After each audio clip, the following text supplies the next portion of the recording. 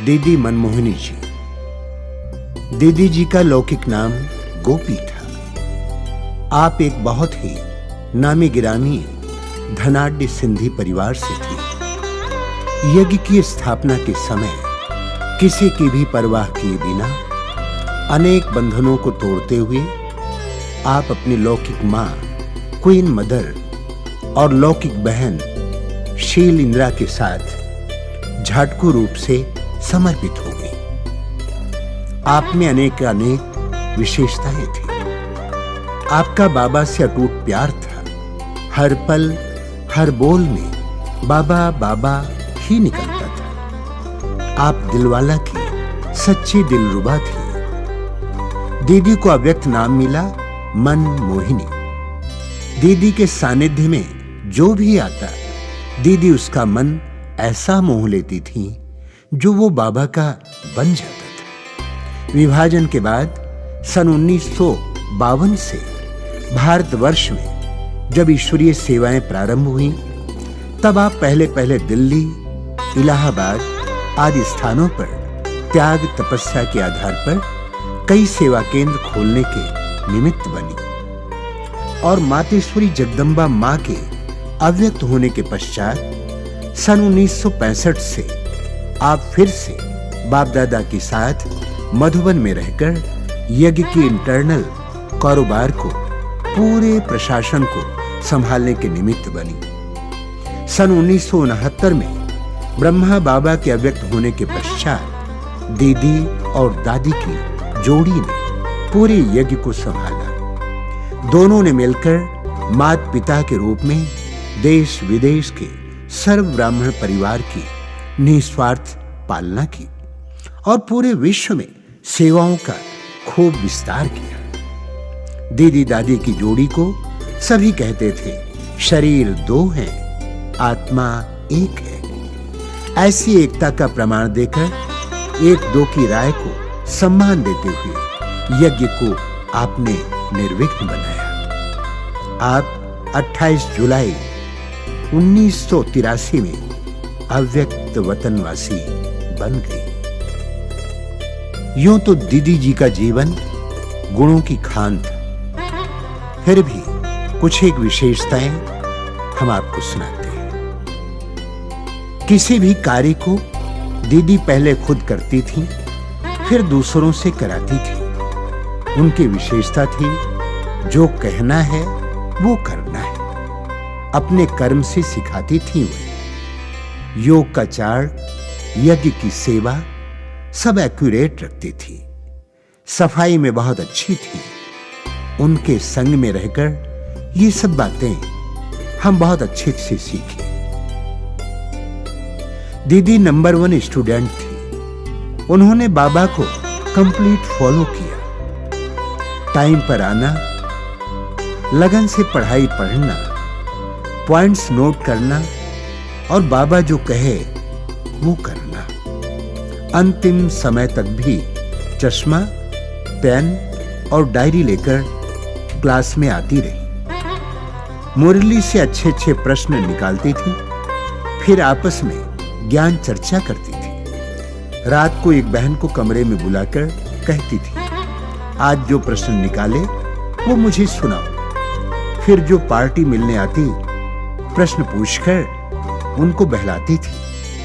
श्रीमत पर चलने की बहुत बड़ी शक्ति थी दीदी जी के अंदर। सारा जीवन हमने देखा दीदी कदम कदम श्रीमत पर चली। निश्चय का फाउंडेशन दीदी जी का बहुत गहरा था। समर्पित थी तो संपूर्ण समर्पित थी। समर्पण के बाद कभी भी लौकिक घर की दौलत की आकर्षण दीदी जी को नहीं हुई। दीदी जी को जो भी मिलती थी उसको कहती थी, तुम तो मेरी सखी हो, छोटी हो या बड़ी हो, सखी कहकर उसका दिल जीत लेती थी। हर एक से गुण उठाती थी।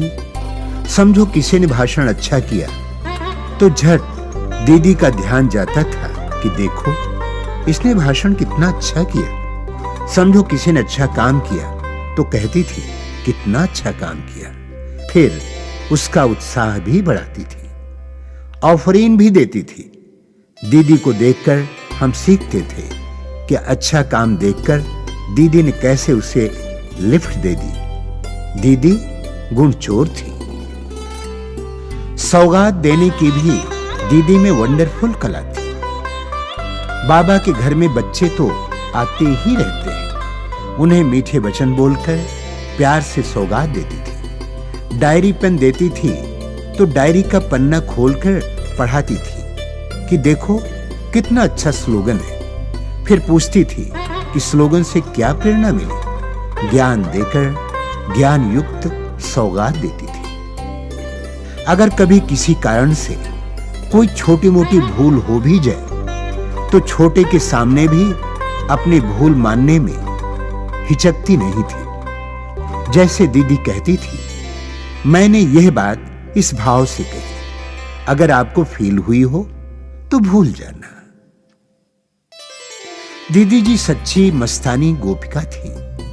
बाबा से इतना अटूट स्नेह था जो नजरों में एक बाबा बसता था। दीदी के दिल में एक बाबा के सिवाय कोई भी नहीं समाया। बाबा के प्यार में कभी डांस करती तो सेमी ट्रांस में जाकर लवलीन हो जाती, मगन हो जाती। दीदी सच्ची पतिव्रता, सतीव्रता, पिताव्रता थी। सदा तुम्ही संग खाऊं, तुम्ही संग बैठूं, तुम्ही से रास रचाऊं, ऐसी एक व्रता होकर सदा एक के ही गुण गाते, आज्ञाकारी, वफादार, ऑनेस्ट बनकर रही। कभी किसी वस्तु, व्यक्ति की तरफ आकर्षित नहीं हुई। दीदी ने कभी बड़ी स्टेज पर जाकर प्रवचन नहीं दिए, लेकिन एक एक को जिगरी पालना देकर स्नेह की भाषणा दी। सभी का प्यार एक बाबा से जुड़ा है। हर एक को इतना निस्वार्थ प्यार दिया जो और किसी में उसकी बुद्धि न जाए। दीदी की बुद्धि इतनी स्वच्छ स्पष्ट थी जो सामने कैसी भी आत्मा आए उसे फौरन परख लेती और उसकी हर आवश्यकता को पूरा कर उसे बाबा का बना देती। दीदी के बात करने का ढंग ऐसा था जो बड़े बड़े VIP भी दीदी से मिलने के बाद रेगुलर स्टूडेंट्स बन जाते थे। दीदी की दृष्टि में रूहानी जादू था। जो भी दृष्टि लेते उन्हें वैकुंठ की दुनिया का साक्षात्कार हो जाता। योग की ऐसी स्थिति थी, आत्मिक स्थिति का ऐसा अभ्यास था जो नजर से निहालकर हर आत्मा को तृप्त कर देती। दीदी इतनी अंतर्मुखी रहती जो उनके मुख से कभी व्यर्थ बोल नहीं निकले, कभी किसी का परचिंतन, प्रदर्शन नहीं किया। उनके जीवन में गंभीरता के साथ रमणीकता का अनोखा बैलेंस था। वह सभी से अलौकिक चिटचैट करके खूब रिफ्रेश कर देती। उनके साथ बहुत रमणीकता के साथ खेल पाल करती। दीदी कभी सुनी सुनाई एक तरफ की बातों के आधार पर निर्णय नहीं लेती थी। अगर कोई किसी की कंप्लेन करता तो उसी समय उनके सामने उसे भी बुलाकर फैसला करती और जिसे जो शिक्षा देनी होती उसे स्पष्ट शब्दों में दे देती थी। दीदी कभी किसी बात में भयभीत नहीं होती थी।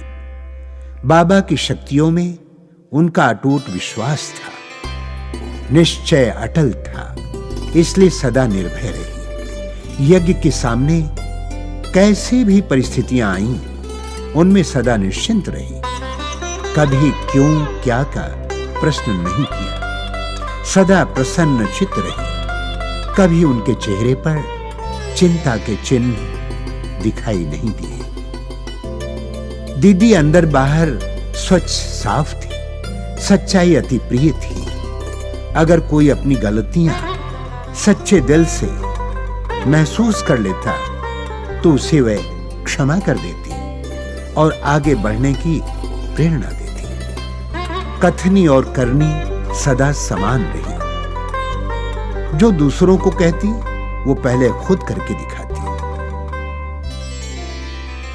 दीदी यज्ञ की मालिक थी, लेकिन उनके जीवन में बालक और मालिकपन का बैलेंस देखा। जो यथार्थ बात होती वो मालिक बनकर के सबके सामने रखती, लेकिन अगर सबकी एकमत नहीं होती तो बालक बनकर उसे भूल जाती। कभी बहस या डिबेट में समय नहीं गवाती थी। दीदी बालक बन बाबा की उंगली पकड़कर यज्ञ की हर डिपार्टमेंट का चक्कर लगाती। बाबा उन्हें कहते, अभी आपने बाबा की उंगली पकड़ी है, भविष्य में श्री कृष्ण आपकी उंगली पकड़कर चलेगा। ऐसा नशा है ना?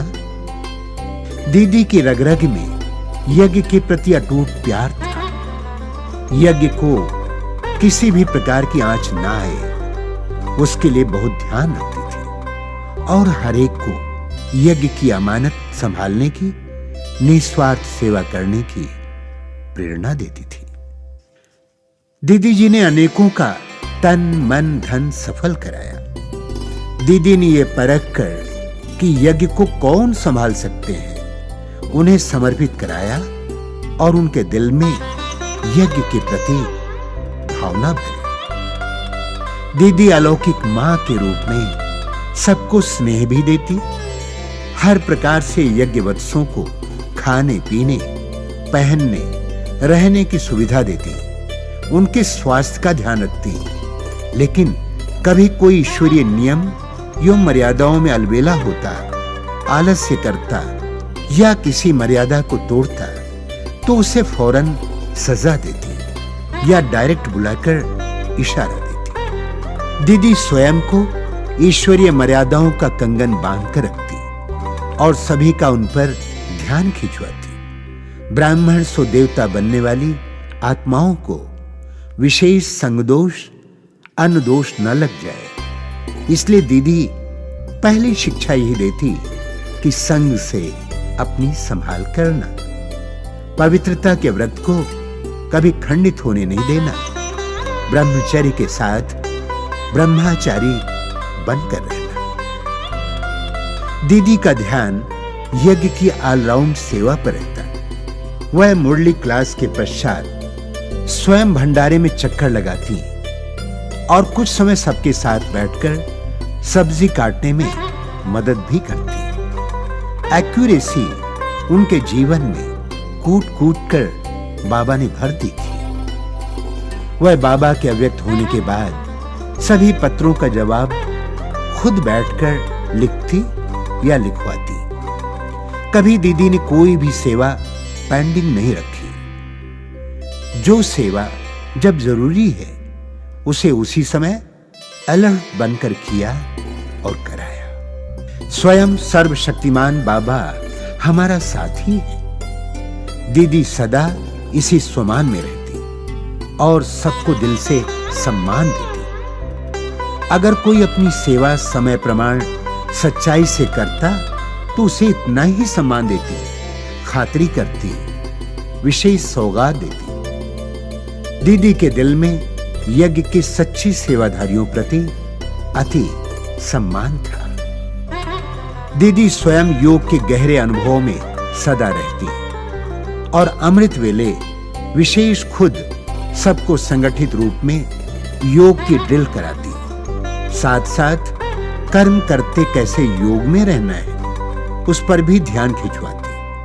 अव्यक्त रूप से यज्ञ का कारोबार निर्विघ्न रूप से चलाने के लिए दीदी बीच बीच में विशेष मौन व अव्यक्त भाषा में साइलेंस की शक्ति बढ़ाने की प्रेरणा देती। दीदी कभी तेरे मेरे की हदों में नहीं आई। ये जोन अथवा ये एरिया इसकी है या उसकी है, इस प्रकार की भाषा दीदी के मुख से कभी किसी ने नहीं सुनी। वह सदा बेहद में रही, बेहद की सोच व समझ से सबकी पालना की। मैं और मेरेपन की भाषा से सदैव मुक्त रही। यज्ञ की अनेक जवाबदारियों को संभालते हुए करन करावनहार बाबा है, वही कराता है। इसी निश्चय से स्वयं को निमित्त बनाकर दीदी सदा निर्माण होकर रही। दीदी के बोल में कभी अभिमान का अंश मात्र भी दिखाई नहीं दिया। दीदी आने वाले मेहमानों की भरपूर खातिरी करती, कभी कभी ऐसे सुहेज रचाती जिसमें 36 प्रकार व 56 प्रकार के भोजन का ब्रह्मा भोजन कराती। एक बार तो दीदी ने 108 प्रकार का भोग बनवाया और सभी के साथ मिलकर खाया और खिलाया, लेकिन साथ साथ अनासक्त वृत्ति पर भी ध्यान खिंचवाया। दीदी यज्ञ की इकोनॉमी को बहुत ध्यान में रखती। दीदी कहती, गरीब गरीब बच्चे, भोली भोली माताएं अपनी मेहनत की कमाई यज्ञ में भेजती हैं, इसलिए कोई भी व्यर्थ खर्च नहीं करना है। अपने प्रति कम से कम खर्च हो, इस बात का ध्यान रखना है। साधन सुविधाएं सब सेवा के लिए, अपने प्रति नहीं। कभी कोई यज्ञ की व बड़ों की इंसल्ट करता, कोई उल्टा सुल्टा बोलता, तो भी दीदी कहती, बाबा ने सब पर उपकार किया है, इसका दोष नहीं है, इसलिए कभी भी बदला लेने का ख्याल नहीं रखना। दूसरे को बदलने के बजाय खुद को बदल लो, इसमें ही भलाई है, इसमें ही भलाई है। दीदी अव्यक्त होने के कुछ महीने पहले से ही हर कारोबार से उपराम होती गई। कभी कोई बात दीदी को सुनाते तो दीदी कहती, छोड़ो इन बातों को, अब तो घर चलना है। दीदी के इस वाक्य के आधार पर ही एक गीत भी बना, अब तो घर चलना है, अब घर चलना है। इसी एक स्मृति से दीदी साक्षी दृष्टा बनती है। कार्य व्यवहार से भी उपराम होते 28 जुलाई 1983 में इस भौतिक देह से अलग होकर अव्यक्त वतनवासी बन बेहद की सेवा में चली गई। इस जगत के लिए उदाहरण मूर्ति थी ऐसी दीदी। उन्हें हम सबकी सादर श्रद्धांजलि।